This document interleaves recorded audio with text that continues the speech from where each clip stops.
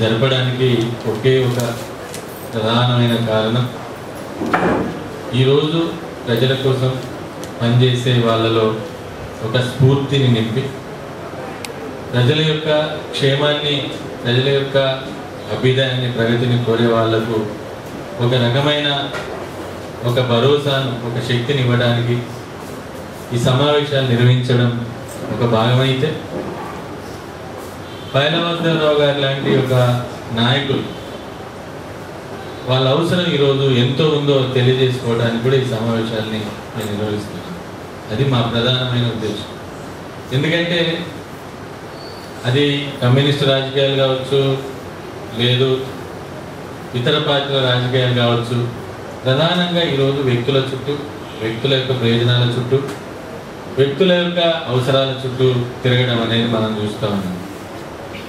అటువంటి ఈ సమాజంలో ఒక రకంగా చెప్పాలంటే ఎప్పుడు కూడా ప్రజల పక్షాన నిలబడటం, ప్రజల్ని ప్రేమించడం, లేకపోతే ప్రజల్ని గౌరవించడం అనే ఒక సాంప్రదాయం కూడా ఇప్పుడు ఈ నాయకత్వాలు, రాజకీయ నాయకత్వాలు కోల్పోయాయి.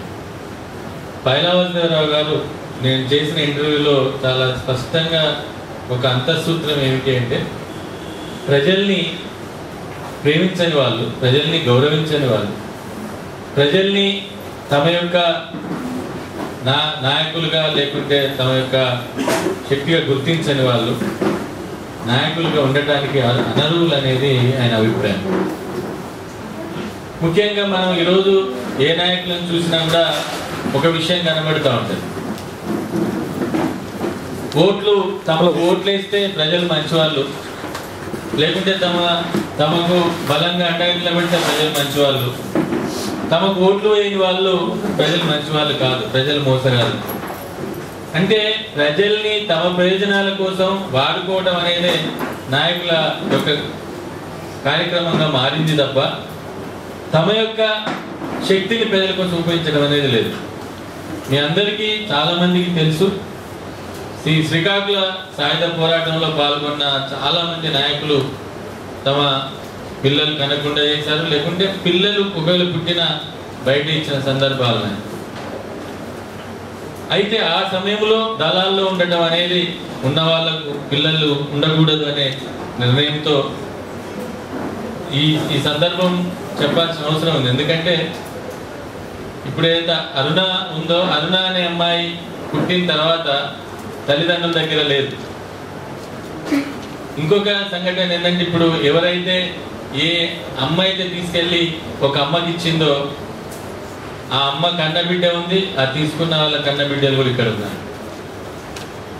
అంటే అప్పుడు మానవత్వం కూడా, అంటే ఎవరో తెలియని ఒక అమ్మాయిని తీసుకెళ్లి ఆశాలత గారు, మనకు తెలుసు రచయిత గారు, వాళ్ళ అమ్మ ఈ చంద్రక్క దగ్గర నుంచి, చంద్రక్క దగ్గర కూడా ఆమె తీసుకోలేదు, ఎవరో పార్టీ వాళ్ళు ఇస్తే తీసుకెళ్ళి ఇక్కడ కూర్చున్న మన జ్యోతి గారు కానివ్వండి, తర్వాత లక్ష్మీబాయి గారు, తర్వాత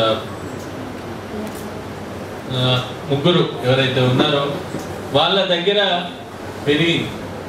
ఈ సంఘటన కూడా ఎందుకు చెప్తున్నానంటే, అప్పుడు అంటే సమాజం కూడా ఎట్లెట్లా మారుతూ వచ్చిందని, అంటే ఎవరో తెలియని ఒక అమ్మాయిని తమ చేతికి ఇస్తే తమ సొంత చెల్లెగా, సొంత బిడ్డగా పెంచుకొని ఉన్న సమాజం ఒకరోజు మనకు ఉన్నది. ఈరోజు సొంత బిడ్డల్ని చూసే తల్లిదండ్రులు లేరు, లేకుంటే సొంత తల్లిదండ్రులు చూసే బిడ్డలు కూడా లేరు. ఇది ఒక మార్పు. ఇది అంటే ఒక రకంగా ఒక మానవత సమాజం, ప్రజల కోసం ఏ త్యాగానికైనా సిద్ధపడే తల్లిదండ్రులు.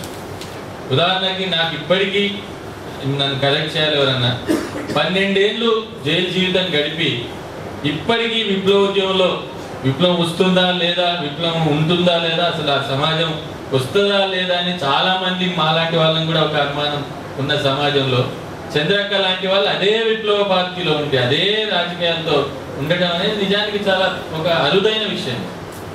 కాబట్టి అటువంటి ఒక కుటుంబం, ఒక నాయకుడు ఈరోజు మనం స్మరించుకుంటున్నాం.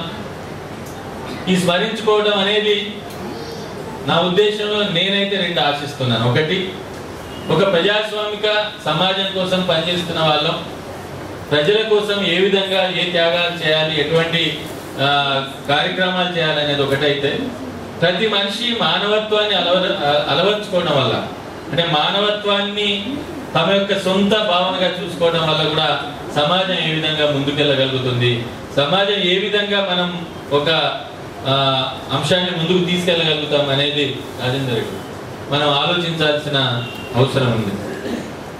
అయితే బైలావతరావు గారు లాంటి ఒక నాయకుడు ఈరోజు సమాజంలో అటువంటి వాళ్ళు చాలా మంది అవసరం. ఇక్కడ పనిచేసిన వాళ్ళు చాలా మంది ఉన్నారు.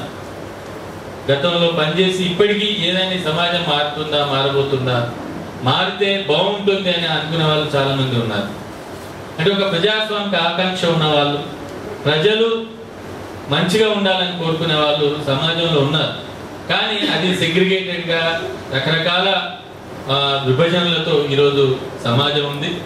అటువంటి వాళ్ళని కూడా ఒక దగ్గర మనం తీసుకొచ్చి ఒక రకమైన భావనను పంచుకోవడానికి, సమాజంలో జరుగుతున్న అనేక విషయాల్ని ఇక్కడ చర్చించుకోవడానికి కూడా ఈ సమావేశం తోడ్పడుతుంది అనేది మన మూడొక అభిప్రాయంగా నేను భావిస్తున్నాను.